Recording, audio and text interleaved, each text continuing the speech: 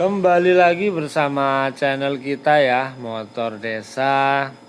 Hari ini kita akan bahas sedikit tentang dunia perbengkelan ya. Suka dukanya ngebengkel, awal mula kita ngebengkel begitu ya. Yang pasti ya sekedar sharing ya, berbagi informasi di dunia YouTube. Dan kita juga belajar ngonten ya dikit-dikit, pelan-pelan. Yang pertama itu intinya kita akan bahas suka dukanya ngebengkel.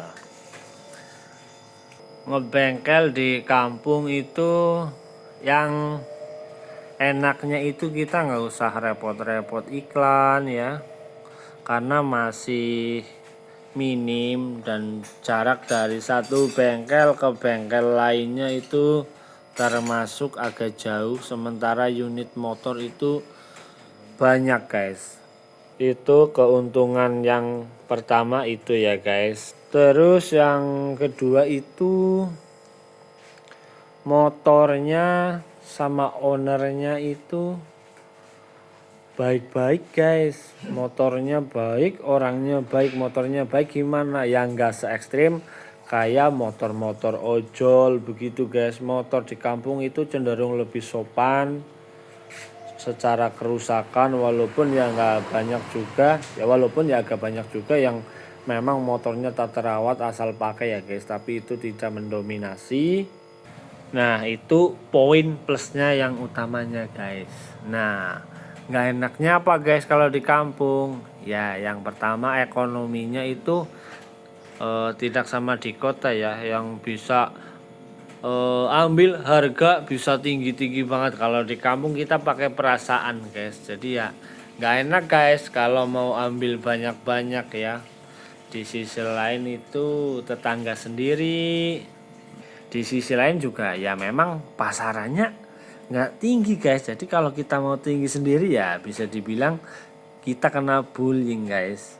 Terus kalau di kampung juga toko spare partnya guys, terutama khususnya yang ori-ori guys, itu kita nyarinya lumayan jauh guys. Bahkan toko terlengkap kita yang jadi langganan ya, yang istilahnya paling lengkap itu 13 kilo dari bengkel kita buka guys.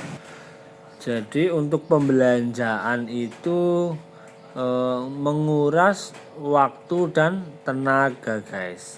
Lain kalau di kota yang memang spare part sangat melimpah ya. Tapi kalau di kampung nggak seperti itu guys. Ada spare part tertentu, terutama yang ori-ori itu carinya harus jauh, bahkan sampai 13 kilo. Gimana kalau para youtubers, para bengkel yang lain, apakah ada yang sama seperti kita atau bahkan lebih ya, dari spare part sampai 13 km guys. Terus minusnya lagi guys, kalau di kampung itu SDM di dunia otomotif itu banyak yang SDM-nya masih rendah guys. Misal kita pernah guys, motor sudah turun mesin, baru turun suruh ganti oli, paling enggak sebulan suruh ganti guys. Waduh, ternyata nggak diganti guys. Datang lagi 5 bulan kemudian dengan kondisi sudah ngebul lagi guys. Padahal mah motor baru turun mesin ya, masih in range paling enggak ya 1000 kilo atau berapa gitu diganti, jangan digeber-geber, terlalu digeber dulu ya. Nah itu 5 bulan datang ngebul lagi karena nggak diganti oli, akhirnya rusak lagi guys. Kayak kita ya kita sih nggak apa-apa ya mengerjakan, tapi kan kasihan konsumen juga. Terus waktu kita juga sebenarnya kan buat mengerjakan motor yang lain, akhirnya kembali ke motor-motor itu lagi, motor itu lagi. Dan kadang gak cuma sekali 2 kali kita dapat konsumen yang secara SDM rendah tapi kadang komplain ke kita. Misal kelistrikan juga sama guys, kita edukasi tentang kiprok misal ya guys. Kiprok kan tidak ada yang sebagus ori guys, tapi karena harga ya akhirnya konsumen itu ganti kiprok yang biasa lah, hasil nggak nyampe 1 tahun sudah rusak lagi guys.